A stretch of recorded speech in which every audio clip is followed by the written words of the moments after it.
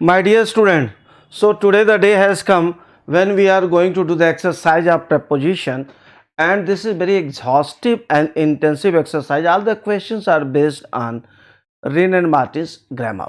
Alright, तो आइए हम लोग देखते हैं, एक एक करके देखते हैं क्या दिया गया है और विस्तार से समझते हैं. The dog rain the road. अब यहाँ पे देखिए दिया गया है कि कुत्ता सड़क दौड़ा. तो यहाँ पे जो रैन है इसको हम कई तरह से लिख सकते हैं. अगर हम the dog ran on the road बोलेंगे ये भी सही है. ऑन का मतलब क्या होता है? सड़क पर दौड़ा. सड़क पर जब दौड़ रहा है, ऑन मान लीजिए ये सड़क है और कुत्ता इस पे दौड़ रहा है तो ये क्या ऑन द रोड है. अगर बगल से ये सड़क दी गई, मान लीजिए ये सड़क हमने बना दिया, अगर इसके बगल से दौड़ रहा, साथ साथ इसके दौड़ रहा है तो that is along the road हो जाएगा. अलोंग द रोड हो जाएगा. अगर कुत्ता इस पार से इस पार दौड़ रहा है तो रैन अक्रॉस द रोड हो जाएगा. तो इसमें तीनों चीज़ें संभव है. The dog ran on the road भी हो सकता है, अलोंग द रोड भी हो सकता है और अक्रॉस रोड भी हो सकता है. तीनों चीज़ें संभव है. The river flows under the bridge. Under the bridge, bridge के नीचे नदी फ्लो करती है, बहती है. The work was done in haste. In haste का मतलब जल्दबाजी में. ठीक है, इन हेस्ट हो जाएगा यहाँ पे. चौथा, ही इज ऑफ्रेड. ऑफ्रेड के बाद प्रपोजिशन ऑफ लगता है, afraid of the dog. Question number 5, I am fond. Fond के बाद भी प्रपोजिशन ऑफ लगता है, I am fond of music. Number 6, he goes. अब देखिए basically this is the question of rain Martin. Rain Martin का क्वेश्चन बेहतर अगर होता कि हम MPT का प्रयोग करते हैं. पहले क्या होता है? प्लेस होता है, फिर टाइम होता है. He goes to church on Sunday. लेकिन कोई बात नहीं है, अगर ऐसा लिखा गया है तो दिन और तारीख के पहले आपको बताया गया ऑन का प्रयोग होगा. और जब आप गो कहीं करते हैं स्थान पर तो वहाँ पे हम टू का प्रयोग करते हैं. He goes to church. तो यहाँ पे ऑन संडे हो जाएगा और यहाँ पे क्या हो जाएगा? टू हो जाएगा. डाई. डाई के साथ आप ध्यान रखिएगा दो प्रीपोजिशन केवल लगते हैं मेनली. कौन कौन से? अगर कोई बीमारी से मरता है तो डाई ऑफ का प्रयोग होता है. अन्य कारण से मरता है फ्रॉम का प्रयोग होता है. अब ये देखिए डाई के साथ प्रीपोजिशन नहीं लग रहा है, बल्कि ये प्रीपोजिशन की हिंदी के लिए, यहाँ भाव क्या निकला? वह देश के लिए मरा. He died for his country. वह अपने देश के लिए मरा. The steam engine. अच्छा, अगर आप चाहें तो यहाँ पे ये भी हो सकता है he died in his country. वह अपने देश में मरा. तो ऐसी कोई प्रॉब्लम नहीं है. यहाँ पे जो ब्लैंक है यहाँ पर हम इनका भी प्रयोग कर सकते. इनका मतलब अपने देश में मरा और फार का मतलब अपने देश के लिए मरा. The steam engine was invented. अब ये देखिए पैसिव वॉइस है. पैसिव वॉइस होने की वजह से हम किसका प्रयोग कर रहे हैं? हम यहाँ पे पैसिव वॉइस होने की वजह से बाई का प्रयोग कर रहे हैं. अब क्वेश्चन नंबर नेक्स्ट को देखिएगा क्या कह रहा है? The burglar jumped the compound वाल. अच्छा देखिए, अगर कोई कंपाउंड वाल, मान लीजिए इस तरह से वाल बनी हुई, ये बनी हुई, और इस पार से उस पार बिना टच किए अगर जाना है तो यहाँ पे हम ओवर का प्रयोग करेंगे. मतलब वो दीवार पर नहीं कूदा, दीवार के सहारे दीवार को फांद गया. कूदा नहीं बल्कि दीवार को फांद गया. क्योंकि अगर कंपाउंड वाल पर कूदेगा, है ना, अपॉन द कंपाउंड वाल, इट सिंपली मीन्स कि उसका हाथ पैर टूट जाएगा. तो वो दीवार को क्या किया? फांद गया. तो जम्प्ड ओवर का प्रयोग होगा यहाँ पे, that is over. The village was destroyed. अब क्वेश्चन नंबर 10 को देखें. द विलेज वॉज डिस्ट्रॉयड अगर हम बोलते हैं तो क्या है? आपको बताया गया है कि अगर कोई चीज़ है और वो सजीव के द्वारा होती है, बाई का प्रयोग होता है. निर्जीव के द्वारा होती है, विद का प्रयोग होता है. लेकिन यहाँ पे जो हो रहा है क्या है कि अगर कोई शक्तिशाली एजेंट है तो वहाँ पे हमेशा बाई का प्रयोग होगा. The village was destroyed by fire, है ना, ये हो जाएगा. अब क्वेश्चन नंबर 11 को देखिएगा. What is that to me. यह मेरे लिए क्या है ना, इसका जो आशय हम बोलते हैं that is what is that to me. It cannot be done. यह नहीं किया जा सकता है. कैसे नहीं किया जा सकता है? लेट अस देखिए ऑफेंस. तो यहाँ पे जो भाव निकल, देखिए कुछ जगह पे क्या प्रेपोजिशन वर्ड से रिलेटेड होता है, कुछ जगह पे क्या है वो हिंदी होती है, हिंदी के लिए जो हम शब्द लगाते हैं वह शब्द होता है दरअसल, और जो कि प्रेपोजिशन। जैसे अगर आप और बोलें तो और की अंग्रेजी एंड होती है, तो जो एंड है वह और की आपने इंग्लिश लिखी जो संयोग से एक कंजंक्शन है। इसी प्रकार से अगर मान लीजिए मैं बोलता हूँ कि there is a hat on my head, तो मेरे सर पर है, तो पर के लिए जो हमने अंग्रेजी लिखी शब्दार्थ है पर के लिए वो आन लिखा, और आन संयोग से प्रेपोजिशन है। तो यहाँ पर भी भाव निकालिए, क्या निकल रहा है, it can not be done, इसे नहीं किया जा सकता है। ऑफेंस का मतलब होता है अपराध, है ना, विदाउट ऑफेंस, बिना ऑफेंस के, बिना अपराध के इसे कारित नहीं किया जा सकता है। क्वेश्चन नंबर 13, अगर आप किसी से बात करेंगे, ही स्पोक टू मी, अब ये शब्दार्थ नहीं है बल्कि क्या है, ये प्रेपोजिशन, उसने मुझसे बात किया। अगर शब्दार्थ की हम बात करें तो टू का यहाँ पे अर्थ से नहीं हो, मतलब टू का अर्थ से नहीं है। टू जब दिया गया है यहाँ पे, तो अब यहाँ पे जो प्रेपोजिशन लगा कि किसी से बात करना, स्पीक टू ए पर्सन, और किसी चीज़ के बारे में बात करना, स्पीक अबाउट ए थिंग, और यहाँ पे क्या उर्दू में है, तो यहाँ पे क्या हो जाएगा, इन उर्दू। ठीक है, आगे दिया गया they leave the same roof, roof में, तो रूफ के नीचे, मतलब एक ही छत के नीचे रहते हैं। They live under the same roof, under का हम यहाँ पे प्रयोग करेंगे, जो भाव निकल रहा है नीचे रहते हैं। अब कोई छत पे ही मान लीजिए रहने, हम तो भैया छत पे ही रहेंगे, चाहे धूप हो चाहे गर्मी, हम छत पर रहेंगे, छत के नीचे नहीं रहेंगे। ठीक है, तो फिर वहाँ पे तो प्रपोजिशन फिर आन का प्रयोग होगा, लेकिन जो भाव निकल रहा है वो क्या है, एक ही छत के नीचे रहना है, under the same roof. I have not seen him, याद करिएगा कि सिंस और फार, समय से का बोध हो रहा है, सिंस और फार का जो प्रयोग होता है समय से के लिए होता है, प्रेजेंट परफेक्ट टेंस दिया गया है। तो अब यहाँ पे क्या है कि ये पॉइंट ऑफ टाइम है, इसलिए यहाँ पे हम सिंस का प्रयोग करेंगे। आई हैव नोन हिम, अब 16 को देखिएगा, आई हैव नोन हिम अगर दिया गया है तो क्या हो गया, फॉर ए लॉन्ग टाइम। अब यहाँ पे जो प्रयोग दिया जाएगा वो किसका प्रयोग दिया जाएगा, फॉर, लंबे समय से मैं उसे जानता हूँ।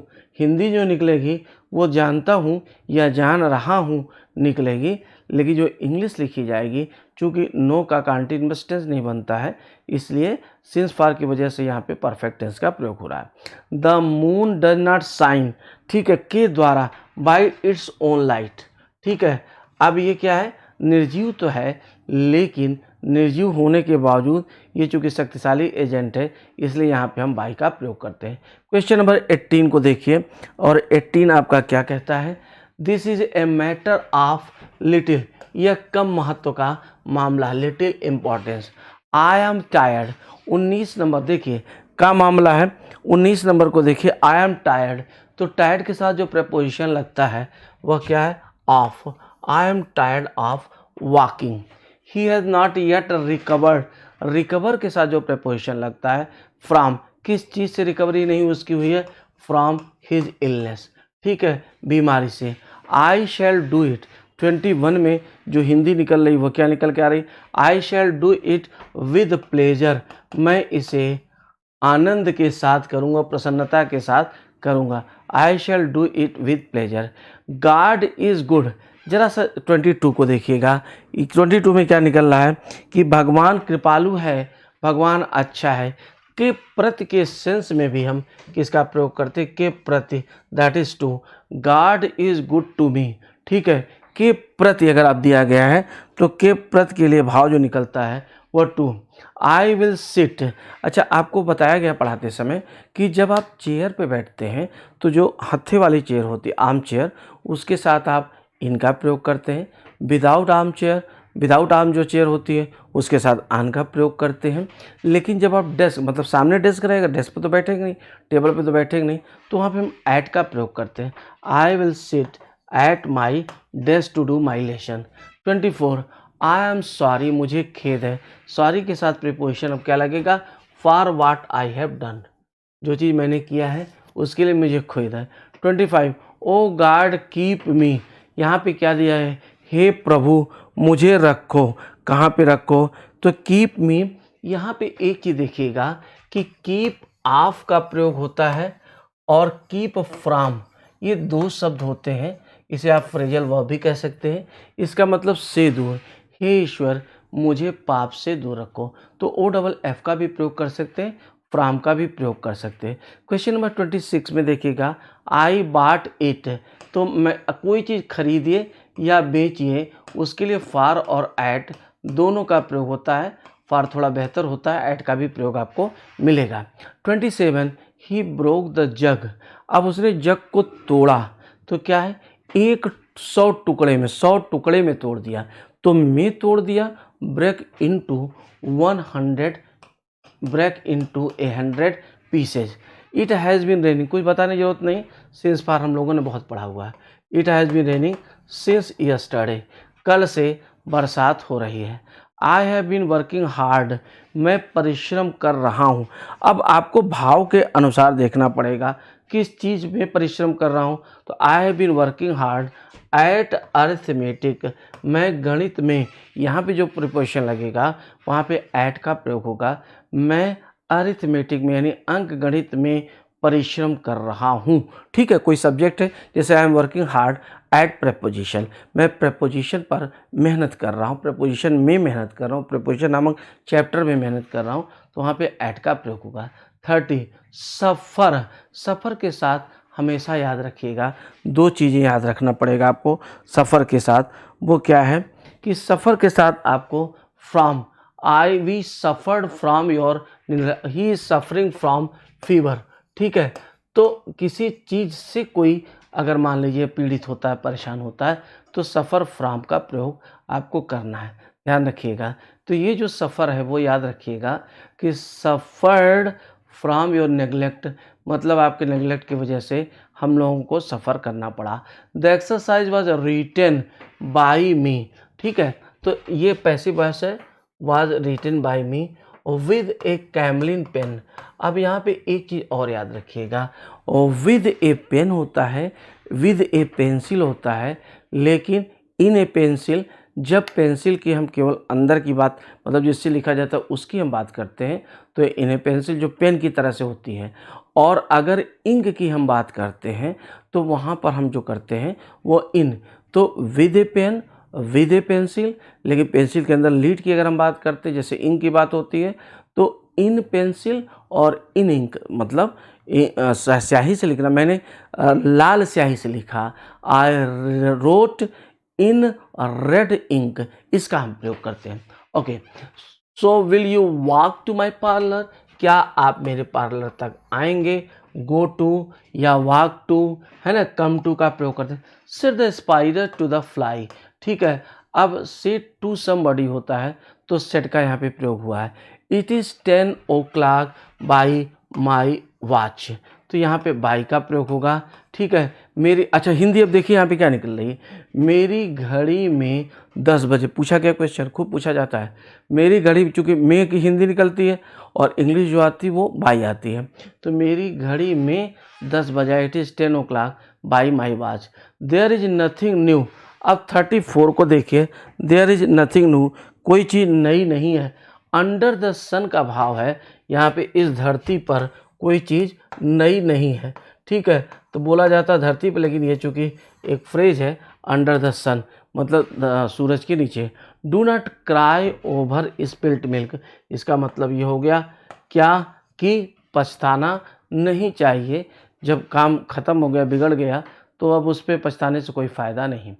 यू बॉयज़ मस्ट सेटल, आप तुम लड़के लोग इसको सेटल करो, किस में सेटल करो, ठीक है, अमंग योर सेल्व्स, अपने बीच में इसको सेटल कर लो, that is called among yourself. अपने बीच में कोई मामला होगा तो उसके लिए हम किसका प्रयोग करते हैं, अमंग योर सेल्फ, अपने बीच में इस मामले को निपटा लो, right. The public are cautioned, public जो होती है वो कासन। अब देखिए, किसी के द्वारा अगर कासंड होता है, बाई जैसे अथॉरिटी हम कर सकते हैं, by district magistrate, the district magistrate कर सकते हैं, कोई कर सकते हैं, तो ये बाई के द्वारा है। लेकिन क्या है कि इनको कासन किया जाता है, तो कासन किया जाता है यानी कि इनके खिलाफ किया जाता है। किसके खिलाफ, पिक पॉकेट्स, जो पॉकेट मार होते हैं उनके, लिखा जाता है ना कि पॉकेट मारों से, जब कतरों से, जो कहा जाता है जब कतरे, जेब कतरों से सावधान। पिक पॉकेट उसकी इंग्लिश होती है, दैट इज जेब कतरा। तो जो जेब कतरे हैं उनसे, उनके खिलाफ उनको कॉशन किया जाता है, उनके विरुद्ध उनको चेतावनी दी जाती है कि जेब कतरों से सावधान रहिए। They drove to Mumbai, they drove from Mumbai to Pune. अब यहाँ पे ज़रा समझना पड़ेगा, यहाँ पे दो चीज़ें हैं, से ले कर के तक। They drove from Mumbai to Pune. जैसे हम कहते हैं कि I went from Delhi to America, मैं दिल्ली से अमेरिका तक गया, दिल्ली से अमेरिका गया। तो ड्राइव भी वही चीज़ होती है, drive from A to B, A स्थान से लेके बी स्थान तक गया। तो इसमें आप देखते जाएं और इसे करते जाएं। एक्सरसाइजेस काफ़ी बहुत ज़्यादा है, खूब पर्याप्त मात्रा में है। तो इसको हम लोग बेहतरीन तरीके से करेंगे, 2 बार 3 बार 4 बार करेंगे और इसके बाद इसको बिल्कुल तैयार कर लेंगे। Thank you very much.